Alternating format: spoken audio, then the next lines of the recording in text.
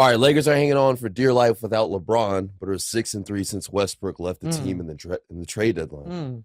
Meanwhile, the Clippers signed a bought out Westbrook and went on to lose 5 straight. Not to point any fingers at Russ, man, but this can't all be a coincidence, right? Prior to the Clippers' big fourth quarter comeback the other night, how many straight games do you think teams had lost that Russell Westbrook had started? Because keep in mind, he wasn't starting for the Lakers. He started the first couple games of the year, but he started them all of last year. So how many consecutive games do you think Russell Westbrook had lost as a starter? Give it a guess. We know it was 5 with the Clippers. Right. Call it 7 and 9. We're going to go 15, Damonza. This year. No, it was the end of last year, lost 8 straight as a starter. Then 2 straight started this year, then stopped starting. Then the Clippers were like, you can start for us, buddy. And they immediately lost 5 in a row and then needed a wild fourth quarter comeback to beat, you know who the Clippers were, who they beat, by the way? The Grizzlies. Yeah. We're without Ja, Steven Adams, Dylan Brooks, and Brandon Clark. 4 of their 6 best players. I had Russ, I think, 30th on my NBA list. Oh, don't do it. Are you about to say he's dropping? No. Oh. I'm not saying he's dropping. What I am saying is that he's an all-time great player who I loved, who now just damages your team. He just is incapable of being a part of winning basketball at this point in his career. He can't defend. He kills your spacing. So the few things he does well, you can't make up for it. This is not it does not mean he is not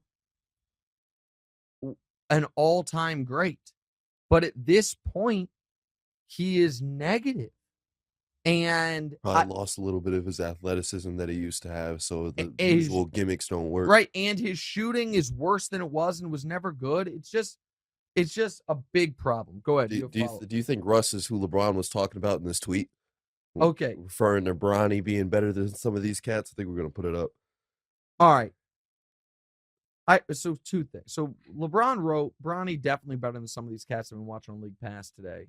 It's lightweight hilarious. Okay. So he wrote that at 11:43 Eastern time. All right. So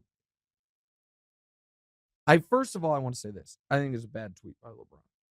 I think it's a bad idea. Yeah. I think it puts a bit of a target on Bronny's back. Yeah. And I don't think it's a good idea. But I also think I've determined who he's talking about. So if we assume he's talking about a game he was currently watching, there were only 2 games going on at that point in time. Raptors Nuggets was one of them. Okay. So let's talk about who played in that game. He's not talking about Siakam, Anunoby, Scotty Barnes, Pirtle, or Van Vliet. Those are all good players. Legit, you know what I mean? Good high-level players. Will Barton played. Will Barton's fine players, not talking about him. Gary Trent Jr. played a lot. Gary Trent Jr. is not a very good player, but a good player, not about him. Murray? Then there's Precious Achiuwa and Chris Boucher, who are bigs. I'm going to assume LeBron is not comparing Bronny to a 6'9" guy. Okay, so then you have the Nuggets. The Nuggets, Aaron Gordon, who's a fringe all-star. Michael Porter Jr. is an amazing talent. And Jokic, Murray, and Kendavius Caldwell-Pope, we won a championship with. Not talking about them. On the bench for the Nuggets, Jeff Green, who LeBron played with and went to the finals with. Bruce Brown, who's a good player, played for now he was bad last night. Maybe he's talking about Bruce Brown, but I don't think so.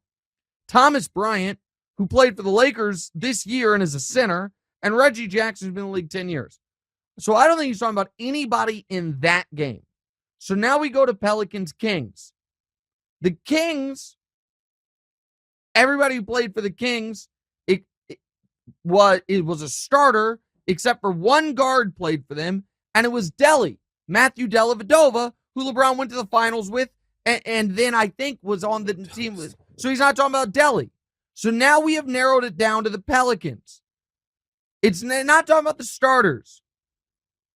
The Pelicans guards who played last night were Dyson Daniels, who was the 8th pick of the draft, around where I think LeBron thinks Bronny could go this year. And Dyson Daniels last night did what he does in most games, which is not much.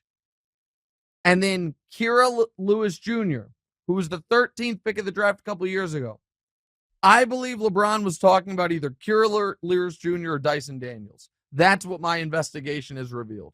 Kira Lewis Jr. is 6'1". Dyson Daniels, well, you know what?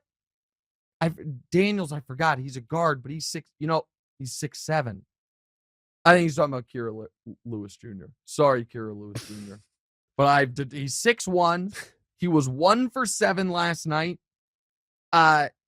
He had 1 rebound, 1 assist, 1 steal in 19 minutes. 0 for 3 from 3. 1 for 2 from the foul line. I think that's who LeBron James is talking. Hey, thanks for watching. Hit the subscribe button to get more from the show, and make sure to click the bell to get notified every time new content drops. Check out full episodes of What's Right wherever you get your podcasts, or just click the link in the description below.